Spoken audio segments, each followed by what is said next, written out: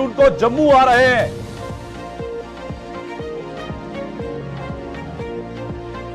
अमित शाह जम्मू के जनसभा को करेंगे संबोधित। प्रस्ताव दौरे को लेकर भाजपा की तैयारियां शुरू।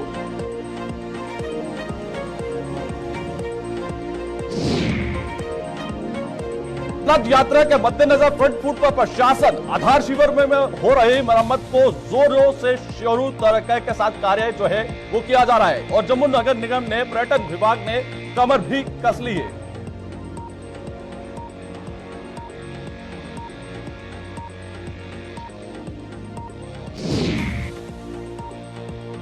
जिला किश्तवाड़ सरथल मार्ग पर यातायात के लिए बंद। सड़क मार्ग पर आ रही बड़ी चट्टान का हिस्सा, हजारों की संख्या में आबादी, रुकी आवाजाही।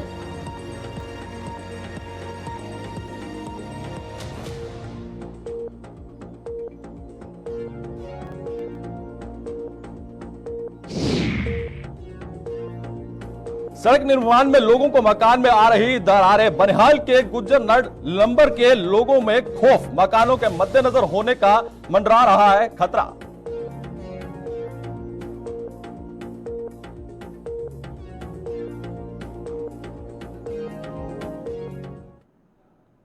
नमस्कार, जम्मू कश्मीर की खास खबरों में आप सबका स्वागत है और मैं हूं अनिल शर्मा। केंद्रीय गृह मंत्री अमित शाह 23 जून को जम्मू दौरे पर आ रहे हैं।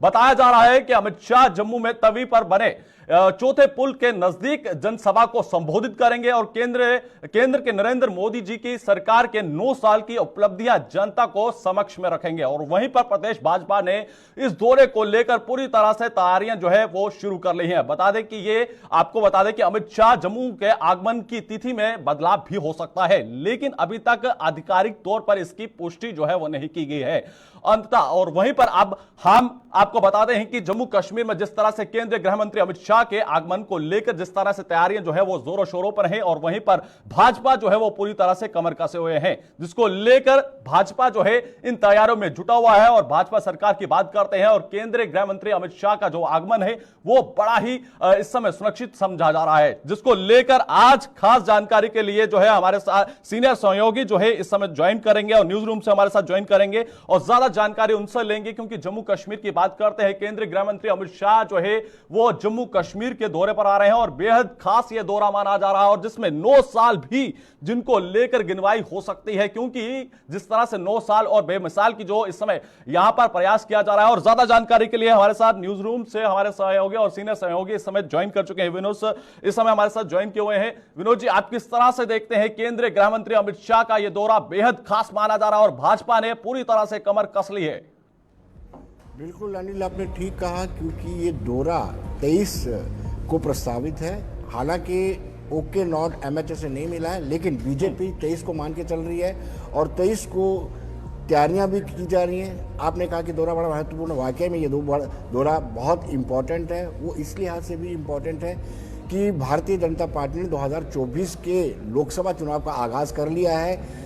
नरेंद्र मोदी के 9 साल बेमिसाल का स्लोगन देकर के जो तैयारी की है, उस लिहाज से बड़ा इंपॉर्टेंट है। दूसरा इंपॉर्टेंस इसलिए भी है क्योंकि जम्मू कश्मीर की कमान directly ministry of home affair यानी अमित शाह के पास है।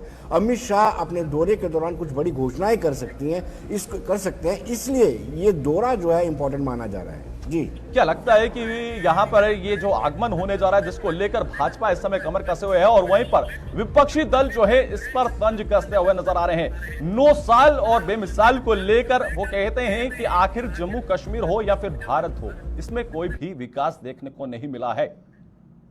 देखिए, विपक्ष का काम है विपक्ष करना, यानी अपनी भूमिका को जस्टिफाई करना। और विपक्ष वक्तन जो भी टाल क्लेम सरकारें करती हैं, जो भी बड़ी घोषणाएं सरकारें करती हैं, जो बड़े दावे सरकारों की तरफ से किए जाते हैं, उसके विपरीत विपक्ष अपना काम कर रहा है। इसमें कोई दो राय नहीं है। विपक्ष प्रेस कॉन्फ्रेंस की जिस दिन पूरे 9 साल मुकम्मल हुए थे प्रधानमंत्री नरेंद्र मोदी के, उसी दिन हर स्टेट में कांग्रेस द्वारा बड़े नेताओं द्वारा प्रेस कॉन्फ्रेंस की गई। प्रेस कॉन्फ्रेंस करके उन्होंने 9 ऐसे सवाल पूछे हैं भारतीय जनता पार्टी और केंद्र सरकार से कि कैसे आप जस्टिफाई कर सकते हैं कि प्रधानमंत्री नरेंद्र मोदी के 9 साल बेमिसाल। उन्होंने कहा कि बेमिसाल नहीं, कई सवाल खड़े होते हैं। क्या लगता है कि अगर हम देखें ये जो आगमन है ये बेहद खास एक तरफ से माना जा रहा है, और कहीं ना कहीं क्या लगता है कि केंद्रीय गृह मंत्री अमित शाह के पिटारे से जम्मू कश्मीर के लिए क्या कुछ खास निकलने वाला है? डेफिनेटली कुछ ना कुछ वो घोषणा जरूर करेंगे, क्योंकि उसके बाद मुझे लगता है कि ज़्यादा अवसर नहीं मिल पाएगा।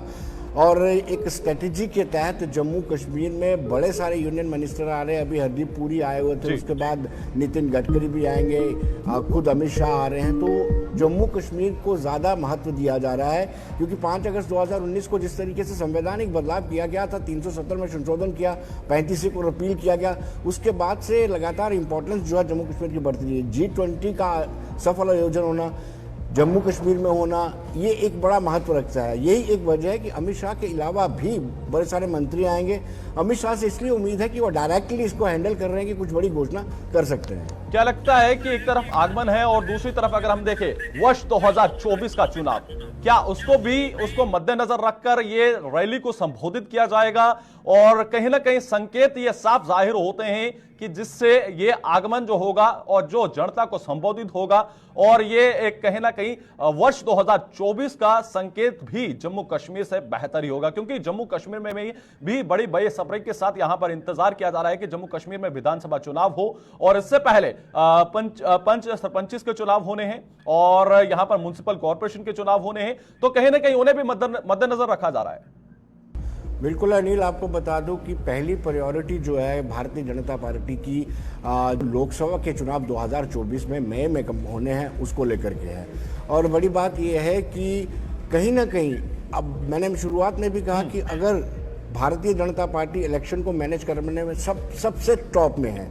भारतीय जनता पार्टी ने प्रधानमंत्री मोदी के 9 साल बेमिसाल का स्लोगन जो दिया है, इसीलिए दिया है कि इससे ही लोकसभा के चुनावों की तैयारी की जाएगी। सिर्फ जम्मू कश्मीर में नहीं, हर राज्य में, हर यूटी में इसी तरीके के कार्यक्रम आयोजित किए जा रहे हैं, ताकि स्ट्रेंथन किया जाए, अपने कैडर को स्ट्रेंथन किया जाए, अपने वोटर को स्ट्रेंथन किया जाए। और 2024 का मिशन 303 नहीं, उससे ज़्यादा, यानी पिछले 2019 की जितनी सीटें हैं उससे ज़्यादा सीटें हासिल करने का लक्ष्य रखा गया है। विनोद जी, अगर ये देखें कि जिस तरह से डॉक्टर फारूक अब्दुल्ला बेंगलुरु पहुंचे और तमाम विपक्षी नेता एकजुट नजर आ रहे हैं, क्या यह संकेत है कि वर्ष 2024 में तमाम वो विपक्षी पार्टियां जो है वो एकजुट नजर आएंगी, या फिर वही ताश के पत्ते की तरह जैसे चुनाव नजदीक आएंगे या फिर बिखर जाएंगी? देखिए अनिल, सत्यपाल मलिक जो फॉर्मर गवर्नर रहे हैं, उन्होंने भी ये कहा है कि हर एक पार्टी को भाजपा के सामने एक साझा कैंडिडेट खड़ा करना चाहिए, लेकिन उसका रिएक्शन कुछ नहीं हुआ। डॉक्टर फारूक अब्दुल्ला कर्नाटका में जाते हैं, HD देवगौड़ा से मिलते हैं, कहते हैं कि हम इकट्ठे होकर के चुनाव लड़ेंगे, और ये कहते हैं कि भारत को विभाजित किया जा रहा है धर्म के नाम पर। नेक्स्ट शहर में जो मेरा जितना अनुभव है, मैं ये दावे से कह सकता हूँ कि ये पार्टी, जब इलेक्शन होंगे, ये सभी पार्टियां एक साथ एक मंच पे नहीं आ पाएंगी, बिखर जाएंगी, स्कैटर्ड हो जाएंगी, क्योंकि उनको भी अपने अपने कैडर को देखना होता है। कैडर अगर साथ नहीं रहता है तो कहीं ना कहीं नुकसान होता है, और अपने कैडर को यूनाइट करने के लिए अपना कैंडिडेट उतारना जरूरी होता है। चलिए विनोद जी, बहुत बहुत शुक्रिया जानकारी देने के लिए।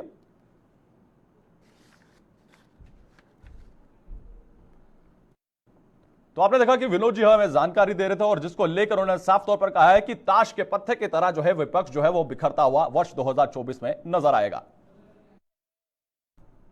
चलिए बढ़ते हैं अगली खबर की ओर, और अगली खबर के साथ आपको रूबरू करवाते हैं। श्री अमरनाथ यात्रा की बात करते हैं, और वार्षिक यात्रा का अब मात्र 22 दिन जो है शेष रहते हुए स्थिति को यात्रा के आधार शिविर पर उनकी स्वागत की तैयारियों को जो है वो जोरों शोरों से जारी है। और आधार शिविर में मरम्मत की जरूरी कामों को लेकर जो है वो साफ सफाई जो है वो सुनिश्चित करने को लेकर जो है उचित कदम जो है वो उठाए जा रहे हैं। और वहीं पर इस बार की यात्रा जो है वो 62 दिन की रहने वाली है, और अमरनाथ यात्रा 1 जुलाई से शुरू होने जा रही है, जिसको लेकर पर्यटन विभाग और साथ ही साथ जम्मू नगर निगम की जो तैयारियां हैं वो कमर कस चुके हैं। और वहीं पर जम्मू के मेयर राजेंद्र शर्मा ने बताया है कि यात्रा पर आने वाले श्रद्धालु यहां की एक अच्छा संदेश लेकर वापस लौटेंगे। और इसी के साथ साथ आपको बता दें कि संभाव में प्रयास किया जा रहा है कि मेयर ने जम्मू को आने वाले आगमन को लेकर तैयारियां और सुनिश्चित कर ली गई हैं, और संचालक और श्रद्धालुओं को बेहतर सुविधा प्रदान करने के लिए उन्हें सुझाव भी मांगे हैं। क्योंकि जम्मू कश्मीर की बात करते हैं, क्योंकि बाबा बर्फानी की अमरनाथ यात्रा है, है और ये बेहद खास यात्रा रहती है, जिसको लेकर आपको बता दें कि जम्मू कश्मीर में पूरी तैयारियां जो है वो जोरों शोरों से हैं, चाहे वो पर्यटन विभाग है या फिर जम्मू म्युनिसिपल कॉर्पोरेशन है, वो किस तरह से अपना कमर जो है वो कस बैठे हैं। और जिसको लेकर आपको बता दें कि ये तस्वीर इस वक्त लगातार आपको स्क्रीन पर दिखाने की कोशिश कर रहे हैं और ये यात्री भवन, यात्री निवास की तस्वीरें लगातार स्क्रीन पर दिखाने की कोशिश कर रहे हैं, जहां पर आपको बता दें कि लगभग सिर्फ 22 दिन बचे हैं। और इस यात्रा की बात करें तो यहां पर 1 जुलाई से ये यात्रा शुरू हो जाएगी। और दूसरी तरफ आपको बता दें कि कमर की बात करते हैं, जहां पर तैयारियां पूरी तरह से मुकम्मल करने के लिए जो है पर्यटन विभाग हो या फिर इसी के साथ साथ म्युनिसिपल कॉर्पोरेशन की बात करते हैं, तो वो पूरी तरह से जोरों शोरों से नजर आ रहा है। ज्यादा जानकारी के लिए हमारे साथ ही जो है ग्राउंड जीरो पर हैं और इस समय शिल्पा है। शिल्पा, अपडेट करिएगा कि किस तरह से इस समय तैयारियां जो है वो जम्मू के अंदर चल रही हैं और इसी के साथ साथ पर्यटन विभाग की बात करें या फिर म्युनिसिपल कॉर्पोरेशन किस तरह से कमर कसे बैठे हैं। जी, आपको बता दें कि जिस तरीके से अमरनाथ यात्रा की तैयारियां जो है वो जोरों शोरों से चल रही है, भगवती नगर और प्रदेश के अन्य जगहों पर जो है तैयारियां चल रही है। और साथ ही साथ ये भी निर्देश जारी कर दिए गए हैं कि जून के मिड तक जो है इन तैयारियों को समाप्त किया जाएगा। ये तैयारियां जो है वो पूर्ण होनी चाहिए, क्योंकि 1 जुलाई से अमरनाथ यात्रा जो है वो शुरू हो जाएगी। टूरिज्म और जेएमसी की बात करें तो लगातार प्रयास किया जा रहा है कि श्रद्धालुओं को पूरी तरीके से सुविधा दी जाए और ये भी ध्यान रखा जा रहा है कि किसी भी प्रकार की कोई भी श्रद्धालुओं को दिक्कत परेशानी ना हो। साथ ही साथ आपको ये भी बताना चाहते हैं कि जेएमसी मेयर राजेंद्र शर्मा ने ये साफ तौर पर कहा है कि जो इस बार श्रद्धालु आएंगे, यात्रा के दौरान जो श्रद्धालु आएंगे और यहाँ से जो है वो एक अच्छा संदेश लेकर यहाँ से जाएंगे। और जेएमसी मेयर राजेंद्र शर्मा ने ये भी कहा है कि यात्रा के लिए अगर कोई भी आम जनता जो है वो सुझाव देना चाहते हैं तो अपने सुझाव जरूर रखें। और साथ ही साथ ये भी मैं आपको बता दी चलूं कि जिस तरीके से ऑनलाइन हेलीकॉप्टर बुकिंग की बात करें तो जहां पे जून के पहले सप्ताह में कहा गया था कि जून के पहले सप्ताह से ही ऑनलाइन बुकिंग जो है वो शुरू हो जाएगी, तो अभी तक ऑनलाइन बुकिंग शुरू नहीं हुई है, जिसको लेकर श्रद्धालुओं को जो है वो दिक्कत परेशानियों से जूझना पड़े। ओवरऑल की बात करें तो शिल्पा, जैसे कि आपने कहा कि उसमें परेशानी जो है वो जो हवाई सेवा है उसकी परेशानी जो है वो तमाम श्रद्धालुओं को देखने को मिल रही है। क्या इस समय विभाग की तरफ से कोई इस पर कार्य किया हो और उसमें तब्दीली लाई हो और उस पर जल्द से जल्द जो है वो कार्य को संपन्न करने का प्रयास किया हो? जी, आपको बता दें कि जिस तरीके से बताया गया था कि जून के पहले हफ्ता में ऑनलाइन बुकिंग जो है, हेलीकॉप्टर ऑनलाइन बुकिंग जो है वो होना शुरू हो जाएगी, अभी तक नहीं हुई है, जिसके चलते श्रद्धालुओं को दिक्कत परेशानी आ रही है। और अब जल्द ही जो है इन ऑनलाइन बुकिंग की सर्विस जो है वो जल्द ही शुरू की जाएगी, ताकि श्रद्धालुओं को कोई भी दिक्कत परेशानी से जूझना ना पड़े।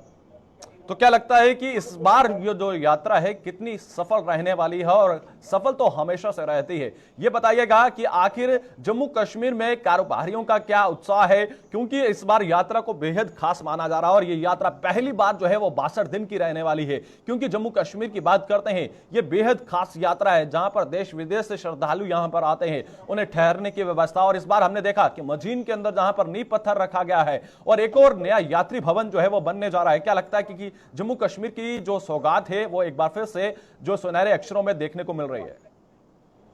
देखिए, जिस तरीके से आपको बताते चले कि पूरी तरीके से प्रयास किया जा रहा है कि श्रद्धालुओं को किसी भी प्रकार की कोई भी दिक्कत ना हो। यहाँ पर 123 लंगर का आयोजन किया गया है और साथ ही साथ शौचालयों का भी यहाँ पर प्रॉपर तरीके से ध्यान रखा गया है, यानी कि पूरी तरीके से प्रयास किया जा रहा है। श्रद्धालु लोग, आम जनता की बात करें, जम्मू के आम जनता की बात करें तो काफी उत्साह जो है वो आम जनता में भी नजर आ रहा है। ओवरऑल जिस तरीके से जम्मू में श्रद्धालु यानी कि कोई भी दिक्कत परेशानियों से जूझना ना पड़े, उसका पूरी तरीके से यहाँ पर जो है वो प्रयास किया जा रहा है। चलिए शिल्पा, बहुत बहुत शुक्रिया जानकारी देने के लिए और हमारे दर्शकों को अपडेट रखने के लिए। तो आपने देखा कि हमारे साथ ही ग्राउंड जीरो से लगातार आपको अपडेट करने की कोशिश कर रहे हैं और उनका साफ तौर पर कहना है कि यात्रियों को पूरी सुविधा देने के लिए प्रशासनिक जो है वो इस समय कमर कसे हुए हैं। और आपको बता दें कि किसी भी तरह की आपको कोई भी परेशानी जो है इस बार नहीं देखने को मिलेगी और आपको जो है इस यात्रा को सफल बनाने के लिए जम्मू कश्मीर के लोग और जम्मू कश्मीर की प्रशासनिक जो है वो पूरी तरह से कमर जो है वो कर चुका है। चलिए बढ़ते हैं अगली खबर की ओर और अगली खबर की जानकारी आपको बता दें कि बुकन्याल की बात करेंगे। बुकन्याल के कारण किश्तवाड़ सरथल सड़क मार्ग पर यातायात जो है वो बंद हो गया है और यह मार्ग बंद होने से हजारों की संख्या में आबादी की आवाजाही वो बाधित हो चुकी है। इस सड़क मार्ग पर एक बड़ी चट्टान जो है वो आ गिरी है और बताया जा रहा है कि इस चट्टान को ब्लास्टिंग का सहारा जो है वो लिया जा रहा है। फिलहाल किश्तवाड़ सरथल मार्ग को खोलने के लिए जो है कदम जो है वो उठाए जा रहे हैं और इस पर आपको बता दें कि हमारे साथी जो है वो आपको जानकारी जो है वो अजय शान जो है वो देंगे। और उसी के साथ साथ आपको बता दें कि जम्मू कश्मीर की बात करते हैं, एक तरफ जिस तरह से सरथल की बात करते हैं, दूर दराज का इलाका है और चट्टान गिरने से काफी ज्यादा मुश्किलों का सामना करना पड़ रहा है। और दूसरी तरफ यातायात की बात करते हैं तो यातायात भी जो है वो प्रभावित हो चुका है, जिसको लेकर अब जो ब्लास्टिंग का प्रयास किया जा रहा है, जिसको लेकर जो है अब प्रशासनिक ने कमर कसी है। और यातायात की बात करते हैं और वहां के स्थानीय लोगों को जो परेशानियों का सामना करना पड़ रहा है उसको लेकर प्रशासन ने किस तरह से कमर कसी है, उसको लेकर जो है हमारे साथ ही ग्राउंड जीरो पर हैं, ज्यादा जानकारी लेंगे। अजय जी हमारे सीनियर साथी हैं, अजय जी जानकारी दीजिएगा हमारे दर्शकों को कि इस समय क्या कुछ सूरत हाल है, क्या पूरी तरह से रास्ता खुल चुका है या फिर प्रशासनिक अभी भी जो है वह आंख मूंद कर सोई है? जी बिल्कुल अनिल, देखिए जो रात को ये जो पसी आई थी, आज 10 बजे के जो ऑपरेशन है, जो पर्ची हटाने का वो शुरू कर दिया गया है, क्योंकि ये जो सरथल इलाका है उसके साथ साथ हजारों की आबादी जो है अनिवाल है अंतर्गत आते हैं, उनका जो सड़क संपर्क है पूरी तरह कट गया है। लेकिन अभी आरएनबी से जो हमारी बात हुई और जो नीचे हम ग्राउंड पे देख रहे हैं तो मशीनें वो लगा के वहाँ पर पस्सी को हटाने का काम किया जा रहा है। लेकिन जिस हिसाब से बड़े बोल्डर्स आए हैं तो इनको ब्लास्ट करके हटाया जाएगा। लेकिन फिलहाल जो है इस पूरे इलाके का सड़क संपर्क है वो कटा हुआ है। जी नहीं, तो क्या लगता है कि कितनी ही जल्द इस रास्ते को खोल लिया जाएगा और किस तरह से इन कार्यों को करने के लिए मशीनरी का इस्तेमाल किया जा रहा है? देखिए भारी बड़े जो उपकरण है वो वहाँ पर लगा दिए गए हैं, लेकिन जो अधिकारी हमें अनऑफिशियली बता रहे हैं कि ये बोल्डर इतना बड़ा है कि इसको ब्लास्ट करना पड़ेगा, तो उसमें कुछ समय लग सकता है। लेकिन उम्मीद ये जताई जा रही कि आज देर शाम तक ये रास्ता खोल दिया जाएगा। लेकिन अगर ऊपर से पसी नहीं आई तो, अगर इतनी ही पसी रहती है तो इसको तो उम्मीद है कि देर शाम तक इसको खोल दिया जाएगा, जैसे अधिकारी हमें अनऑफिशियली अभी तक संपर्क कर रहे हैं। अजय जी ये भी जानकारी दीजिएगा कि ये जो इलाका है कितनी आबादी है जो इस पूरे कारण से जो है वो इस समय प्रभावित हुई है? देखिए एक बहुत बड़ा इलाका है, हम कह सकते हैं कि एक जो आरडीडी का एक ब्लॉक है उसका कोई 90% इलाका जो है इस समय बंद है। एक बड़ा इलाका जो है वहाँ पर 18 भुजा माता का जो तीर्थ स्थल है वहाँ पर लोग श्रद्धालु जाते हैं, मुंडन करने जाते हैं, वो बंद है। उसके साथ साथ जो एक बहुत बड़ा इलाका है वहाँ पर, क्योंकि सरथल का एक बहुत बड़ा बेल्ट है, उसमें किश्तवाड़ कॉन्स्टिट्यूंसी का एक बहुत बड़ा हिस्सा होता है, तो हजारों की आबादी जो है इसमें प्रभावित है। खासकर जो रात को ये पसी आई है, जो मुलाजिम से ड्यूटी जाने पर वाले थे या शिक्षक जो स्कूल जाने वाले थे या बच्चे जो स्कूलों में जाने वाले थे, उनकी कहीं ना कहीं उस पर भी असर पड़ा है। वो पूरी मूवमेंट जो है रुक गई है। हालांकि एसेंशियल सप्लाईज को लेकर अभी उतनी दिक्कत नहीं है। जो रोजमर्रा के दूसरे काम है, शिक्षा है, दफ्तर जाना है, उसको लेकर कहीं ना कहीं लोगों को काफी दिक्कतों का सामना करना पड़ता है। चलिए अजय जी बहुत बहुत शुक्रिया जानकारी देने के लिए और हमारे दर्शकों को अपडेट रखने के लिए। तो आपने देखा कि हमारे सीनियर साथी जो है वो जानकारी दे रहे थे कि अभी भी जो है उम्मीद ये है कि आज शाम तक जो है इस रास्ते को खोल दिया जाएगा। और सरथल के इलाके की बात करते हैं जहां पर यह पूरी जो स्थिति देखने को मिली है और सरकार का यह कहना है कि इस पर जो है वह जल्द कार्य किया जा रहा है। और आवाजाही की जो परेशानी आज देखने को मिली है, जिसको लेकर देर रात को यह पस्सी गिरी थी और जिसके बाद जो है अब ब्लास्टिंग का प्रयास किया जा रहा है कि जल्द इस पर देर शाम को इस रास्ते को खोल दिया जाएगा। चलिए बढ़ते हैं अगली खबर की ओर। और अगली खबर की जानकारी आपको बता दें कि रामबन जिले के बनिहाल इलाके के गुज्जर नड लंबर इलाके के कई लोगों को बेघर होने का डर जो है वह सताता हुआ नजर आ रहा है। इस इलाके में पीडब्ल्यूडी द्वारा एक सड़क के निर्माण के लिए की जा रहे खुदाई की जा रही है और जिसको लेकर लोगों के मकानों को दरारें आना शुरू हो चुकी हैं और इन लोगों के मकान कभी भी जमीन दोष हो सकते हैं, जिनका आरोप जो है प्रशासनिक पर भी कई बार लापरवाही का संज्ञान लेते हुए पाया गया है। मौजूदा समय में क्या सूरत हाल है वहां पर, इस पर जानकारी के लिए हमारे साथ हमारे सहयोगी जो है वो ज्वाइन करेंगे। मगर वहीं पर आपको बता दें कि जिस तरह से प्रशासनिक पर कई सारे अब आरोप जो है वो देखने को मिल रहे हैं और वहीं पर जिस तरह से जानकारी हम आपको देने की कोशिश कर रहे हैं और रामबन जिले के बनिहाल इलाके की बात करते हैं, जहां पर इस इलाके में जिस तरह से पीडब्ल्यूडी द्वारा जो कार्य किया जा रहा है और जो निर्माण कार्य किया जा रहा है उसको लेकर प्रशासनिक के खिलाफ जो है यह रोष भी आपको देखने को मिल रहा है। और वहीं पर आपको बता दें कि साफ तौर पर कहीं ना कहीं ये डर सताता हुआ नजर आ रहा है, जिसको लेकर जमीन दोष होने को भी लेकर जो है परिवारों की बात करते हैं और उनका कहीं ना कहीं डर जो है वो लाजमी भी है। कहीं ना कहीं जो पीडब्ल्यूडी यहां पर काम कर रहा है उनके काम से यह स्थानीय घरों में जो है वो दरारें भी देखने को मिल रही हैं, जिसको लेकर अब अब प्रशासनिक के खिलाफ जो है वो आवाज भी उठाई जा रही है, जिसको लेकर अब सरकार के सामने गुहार भी लगाई जा रही है। और तस्वीरें इस वक्त आपको खास से ये दिखाने की कोशिश कर रहे हैं कि बेहद ये हैरान करने वाला मामला है, जिसको लेकर पीडब्ल्यूडी विभाग जो है वो पूरी तरह से नजरअंदाज कर रहा है। ज्यादा जानकारी के लिए हमारे साथी जो है वो आरिफ ज्वाइन कर चुके हैं। आरिफ, अपडेट करिएगा कि क्या कुछ मौजूदा स्थिति है, और जो यहां पर हम तस्वीरें देख पा रहे हैं कि स्थानीय लोग जो है वो रोष व्यक्त कर रहे हैं। जी बिल्कुल अनिल, मैं आपको बताने की कोशिश करूंगा। बानिहाल टाउन से तकरीबन 7 किलोमीटर की दूरी पे जो है ये लांबर का इलाका है, गुजरदार का इलाका है, जहां पर एसटी कैटेगरी के लोगों ने जो है मुतअद्दिद बार जो है बानिहाल पीडब्ल्यूडी ऑफिस में गुहार लगाई। इसके साथ में मुतल्लिका एडमिनिस्ट्रेशन को भी जो है यहाँ पर फरियाद की कि यहाँ पर जो उन्होंने जो है बड़ी एफर्ट जो है इस 2 किलोमीटर रोड को लेकर जो है सरकार तक जो है बड़ी रिक्वेस्ट करके जो है इनको ये सड़क मिली थी, लेकिन कई साल गुजर जाने के बाद फिर कटिंग को रोका गया था। अब जब कटिंग शुरू हो गई तो ये भी जो है 1.5-2 साल से जो है 1 किलोमीटर का स्ट्रेच जो है उनके लिए जो है कोई फायदेमंद साबित नहीं हो रहा है। अलबत्ता जो इसके बरकत अगर देखें तो कुछ जो एसटी कैटेगरी के लोग हैं जो मौके पर मैंने भी देखा कि उनके रिहायशी मकानों को जो है कटिंग की वजह से नुकसान है। मजीद बारिशें अगर हो सकती है तो उनको काफी ज्यादा नुकसान हो सकता है। और लोगों ने कहीं ना कहीं पे ये इल्जाम भी लगाया कि महकमा पीडब्ल्यूडी बानिहाल जो है बिल्कुल जो है लापरवाही बरत रहा है और वो एसटी कैटेगरी के इस इलाके लांबर के इलाके की तरफ जो है तवज्जो नहीं दे रहे।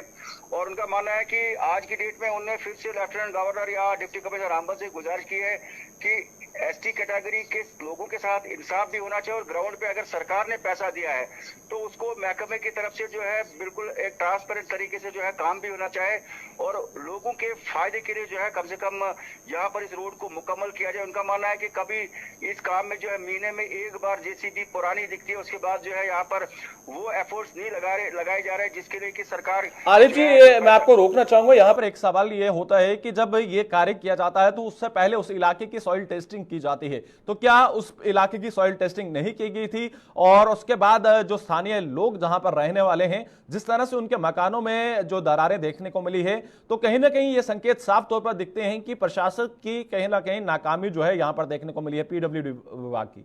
जी बिल्कुल अनिल, मैं आपको बताने की कोशिश कर रहा हूँ कि जिस तरह से आपने सॉइल टेस्टिंग की बात की, वो एक रोड को जब उसकी जब कंस्ट्रक्शन शुरू की जाती है तो उससे पहले सॉइल टेस्टिंग जरूर, लेकिन यहाँ तो सॉइल टेस्टिंग तो दूर की बात है। यहाँ पे मैं आपको बताने की कोशिश करूंगा कि ग्राउंड पे जो हमने प्रोग्राम कवर किया और इस चीज की नॉलेज भी हमें है कि लोगों ने चंदा इकट्ठा करके जो है सिविल सेक्रेटरी तक जो है जो एडमिनिस्ट्रेटिव जो आला अफसरान है वहां से इस रोड को जो है सैंक्शन करके लाया है। और उसके बाद 4 करोड़ कुछ रुपए की ये सड़क थी जो 2-3 किलोमीटर का ये स्ट्रेच है। उसमें कहीं ना कहीं पे अगर मैं बताने की कोशिश करूंगा कि जिसको ये ठेका दिया गया है या जो डिपार्टमेंट की जो इनएफिशिएंसी या उनकी जो वो सिंसियरिटी इस इलाके की तरफ नहीं दिखा रहे हैं, तो उसके बाद लोग काफी ज्यादा मायूस है। उनका मानना है कि उन्होंने काफी ज्यादा इसमें पर्सनल एफर्ट भी की है इस रोड को सैंक्शन करवाने में, अब जबकि सरकार ने पैसा भी। मगर एक तरफ आरिफ ये यहाँ पर ये साफ जाहिर होता है कि जहां पर आधुनिक दौर की बात की जाती है वहां पर ये स्थानीय लोग खुद ही इस सड़क के निर्माण के लिए जो है वो आ गए हैं, जहां पर प्रशासनिक को यहां पर कार्य करना चाहिए था। जी बिल्कुल अनिल, मैं इसलिए बता रहा हूँ कि लोगों का मानना है कि सड़क उनको दरकार थी और वो सरकार का शुक्रिया अदा करते हैं, लेकिन महकमा पीडब्ल्यूडी बानिहाल की उनके ऊपर जो है उनके लिए जो है काफी ज्यादा नाराजगी है लांबर के गुजरनार इलाके के लोगों की। उनका मानना है कि जब वो ऑफिस के अंदर जाते हैं तो उसके बाद कोई रेस्पॉन्स कोई पॉजिटिव उतरा नहीं होता है। और चलिए आरिफ, बहुत बहुत शुक्रिया जानकारी देने के लिए और हमारे दर्शकों को अपडेट रखने के लिए। तो आपने देखा कि हमारे साथ आरिफ जानकारी दे रहे हैं कि प्रशासन जो है वो पूरी तरह से नाकाम नजर आ रहा है, जिसको लेकर स्थानीय लोगों ने रोष भी व्यक्त किया है। और अगली खबर की जानकारी आपको बता दें कि सरकार एक तरफ सरकारी स्कूलों की संख्या को बढ़ाने का प्रयास कर रही है, लेकिन दूसरी ओर सरकार के स्कूलों में पढ़ाने वाले बच्चों को बुनियादी सुविधाएं तक नहीं मिल रही हैं, और जिसका यह बुनियादा पूरी तरह से देखने को मिल रहा है। और वहीं पर जम्मू कश्मीर के दूर दराज के इलाके में ऐसी सरकारी स्कूल हैं जहां बच्चों की पर्याप्त संख्या तो है, लेकिन उनको बैठाने के लिए कमरे तक नहीं है। और वहीं पर ऐसा एक ही स्कूल है जिला पुंछ की तहसील मंडी के मेहरबान इलाके के स्थित government girls high secondary middle school की बात करते हैं, स्कूल में ना तो बच्चे को बैठाने के लिए पर्याप्त कमरे हैं और ना ही उन्हें खिलाने के लिए कोई भी मैदान है, खेलने के लिए कोई भी मैदान है। और इसी के साथ साथ आपको बता दें कि इसके कारण ना तो इस स्कूल के बच्चे ठीक तरह से पढ़ पा रहे हैं और ना ही खेल पा रहे हैं। और इसी के साथ साथ जिस तरह से इस स्कूल की बच्चियां और उनके शिक्षक जो है इस पूरे कारण से जूझते हुए नजर आ रहे हैं। ये तस्वीर लगातार हम आपको स्क्रीन पर दिखाने की कोशिश कर रहे हैं, जिसको लेकर स्थानीय लोगों की बात करते हैं और प्रशासनिक की बात करते हैं तो यह कहीं ना कहीं साफ जाहिर होता है कि जो यहां की प्रशासनिक है वो पूरी तरह से नाकाम नजर आ रही है। और एक तरफ आधुनिक दौर की बात करते हैं, आधुनिक दौर के अंदर ये मरम्मत करवाने वाली जो चीजें होती हैं उस पर ध्यान नहीं दिया जा रहा है, जिसको लेकर यह तस्वीर साफ जाहिर होती है कि जम्मू कश्मीर के अंदर जहां पर यह तस्वीर नजर आई है। और कहीं ना कहीं जम्मू कश्मीर की बात करते हैं तो जम्मू कश्मीर में किस तरह से जो जानकारी देने की कोशिश कर रहे हैं, जिसमें जग जाहिर है कि कहीं ना कहीं प्रशासन जो है वो नाकाम नजर आ रहा है।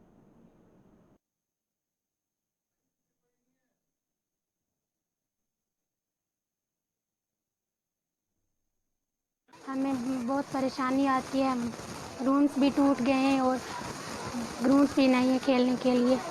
हमें दो रूम्स हैं, उनमें फर्स्ट से लेकर 8 तक बैठाया जाता है और हमें उसमें इस दौरान हम पढ़ नहीं सकते।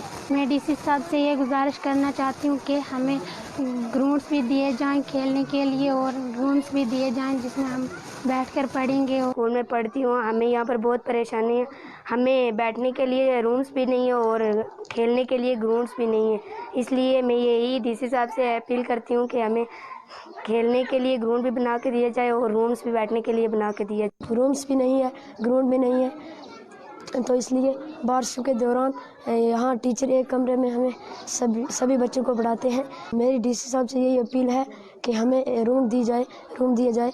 तो यहाँ बच्चे बहुत हैं। सर, हमारे पास ग्राउंड की भी बहुत बड़ी कमी है और हमारे पास बच्चों के बैठने के लिए सिर्फ 2 कमरे हैं। जो हमारी क्लास 3 से लेकर 8 तक जो है उन्हीं 2 कमरों में बैठती है। एक टीचर को पढ़ाने के लिए बड़ी परेशानी का सामना करना पड़ता है। कम से कम यहाँ पर स्टाफ भी हमारे पास 4 मेंबर हैं। हमें बढ़ाने के लिए जगह होगी तो पढ़ा सकेंगे, तो उस ज़मीन में जो है हमारे पास जगह की बहुत बड़ी किल्लत है। ग्राउंड भी नहीं है।